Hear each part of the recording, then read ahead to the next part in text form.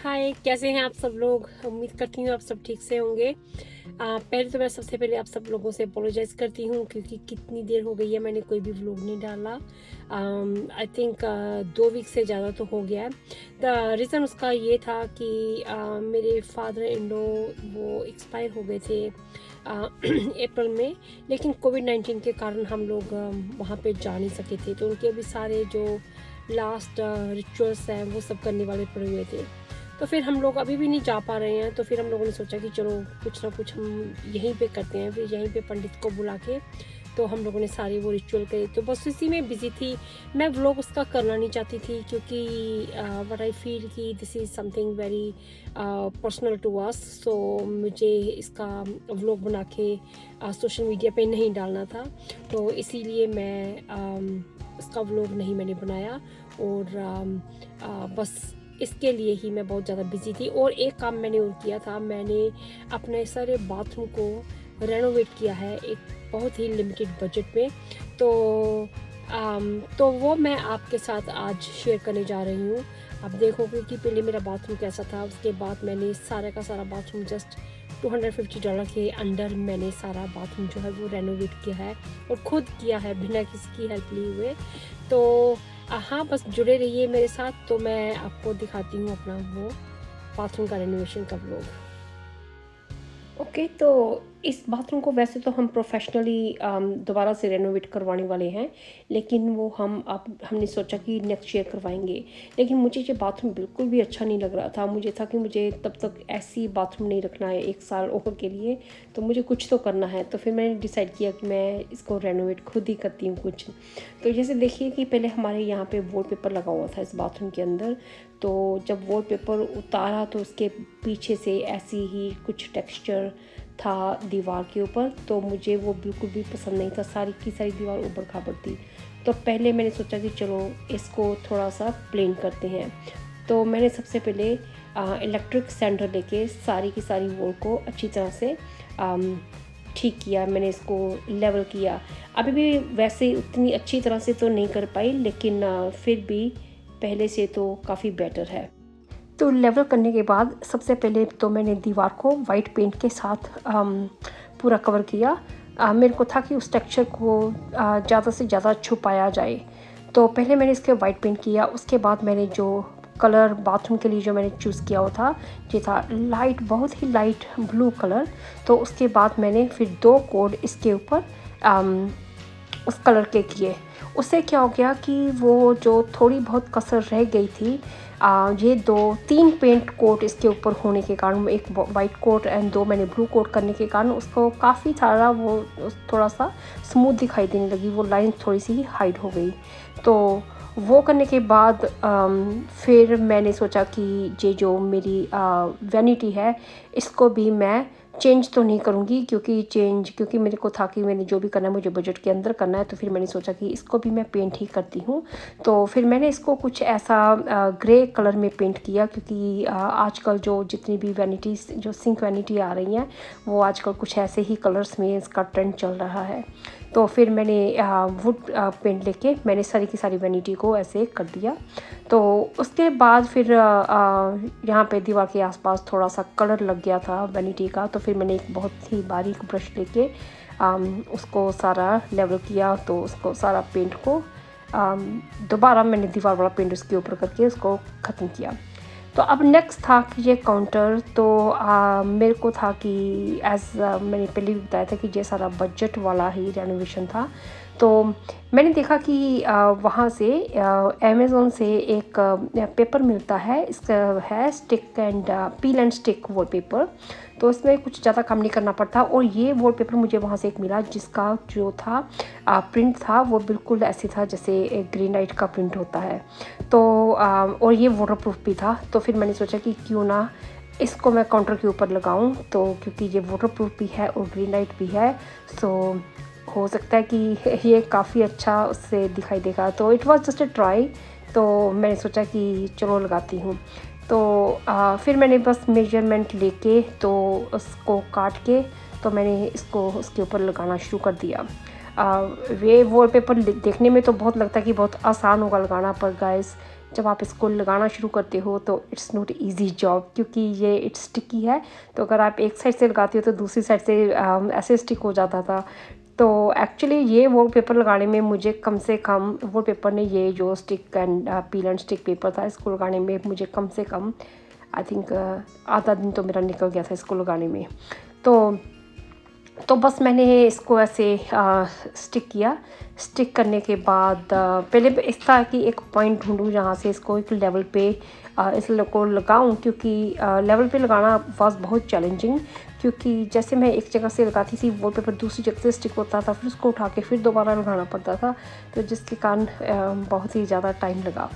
तो वो स्टिक करने के बाद मेरे पास था एक ऐसा बारीक सा कार्ड। अगर आपके पास ये नहीं है, इसको आपको ये स्टोर से मिल जाता है। इसको पता नहीं क्या बोलते हैं इसको, वॉलपेपर को स्मूथ करने के लिए, अगर कोई बबल्स वगैरह हो तो उसको निकालने के लिए हम इसके साथ इसको साथ साथ में स्टिक करते जाते हैं।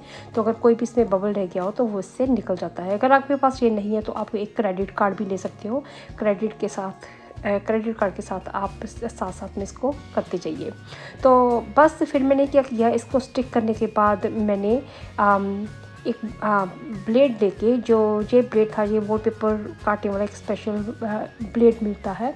तो मैंने उसके साथ मैंने क्या किया, सिंक के साथ साथ लगा के सिंक की शेप के अकॉर्डिंग मैं इस पेपर को काटते जा रही थी, जिससे कि वो एक अच्छी फिनिशिंग में कट हो और बिल्कुल भी ऐसे ना लगे कि जैसे ये पेपर लगा हुआ है, और बिल्कुल उसकी सिंक की एजेस के अंदर तक जाके ही मुझे इसको ट्रिम करना था।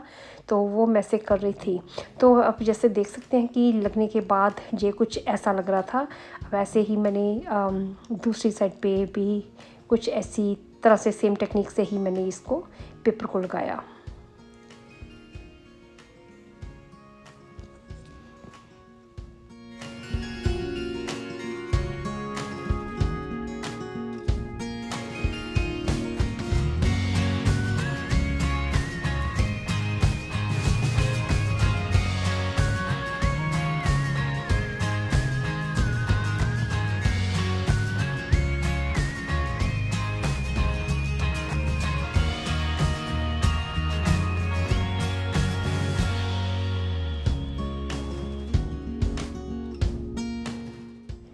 तो पेपर लगाने के बाद मैंने नोटिस किया कि बाकी की बाथरूम की सारी लुक थोड़ी नई नई सी हो गई है, लेकिन बैक स्प्लैश जो है वो अब कुछ इसके साथ अच्छा नहीं जा रहा था। तो फिर मैंने आइडिया लगाया कि जो क्यों ना फिर इसका भी कुछ किया जाए।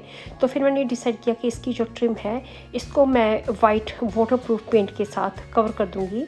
तो वाटरप्रूफ होने के कारण क्या होगा कि अगर बाथरूम में अगर पानी वगैरह पीछे से स्प्लैश होता है तो जो पेंट है, जो वुड है, वो ख़राब नहीं होगी और पेंट जो है वो उखड़ेगा नहीं।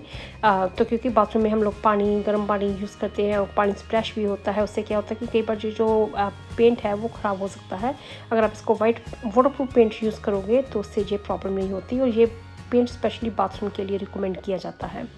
तो वो लगाने के बाद फिर मैंने सोचा कि चलो जो बैक स्प्लैश का नीचे का पार्ट है, जो ऑफ वाइट पार्ट आपको नज़र आ रहा है, इसको मैं वॉलपेपर के साथ कवर कर देती हूँ।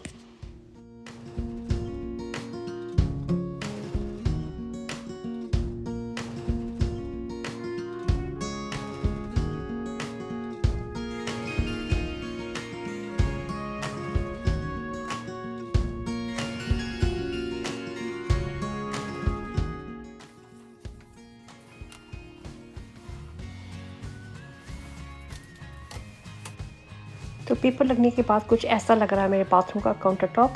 देखिए कितना सुंदर लग रहा है, लग रहा है ना बिल्कुल रियल। कोई भी नहीं बता सकता कि इसके ऊपर पेपर लगा है या इसके ऊपर रियल का मार्बल लगा हुआ है। बहुत ही सुंदर लग रहा है। तो अब थी बारी मिरर की। तो मैं जब बाज़ार में गई मिरर लेने के लिए, तो मैंने देखा कि इस बाथरूम के लिए जिस साइज़ का मिरर चाहिए था वो कुछ भी $200 से नीचे नहीं था, क्योंकि जब बजट में ओवर था तो मुझे बाज़ार में जाके ज़्यादा पैसे नहीं स्पेंड करने थे। तो फिर मैंने डिसाइड किया कि इसी मिरर को ही मैं रीयूज़ करती हूँ।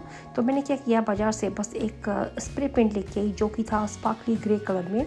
तो पहले मैंने वो किया, फिर मैंने नोटिस किया कि वो वुड के ऊपर वो स्पार्कली ग्रे कलर जो है वो उठ के नहीं आ रहा था। तो फिर मैंने डिसाइड किया कि पहले इसकी फ्रेम को मैं वाइट कलर में पेंट करती हूँ। तो वो करने के बाद उसके ऊपर मैंने फिर ये जो स्पार्कली ग्रे कलर का पेंट है, स्प्रे पेंट है, उसके मैंने ऊपर सारा स्प्रे करके उसके सारे फ्रेम को मैंने इसके स्पार्कली ग्रे कलर में पेंट कर दिया।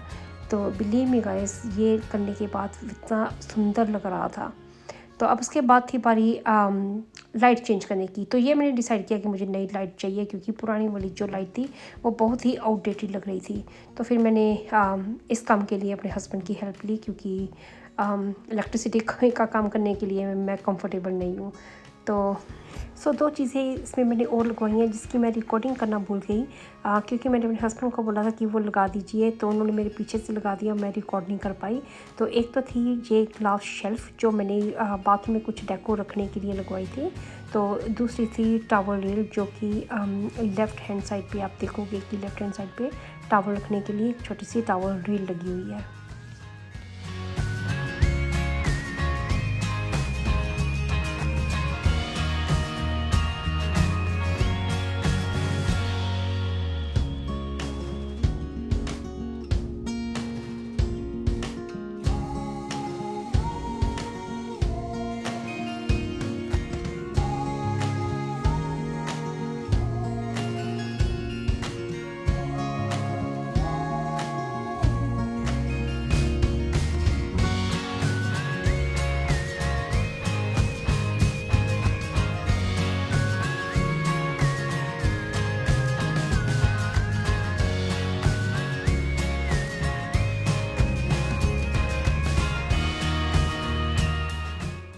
Okay, ready to see my renovated bathroom? Here you go.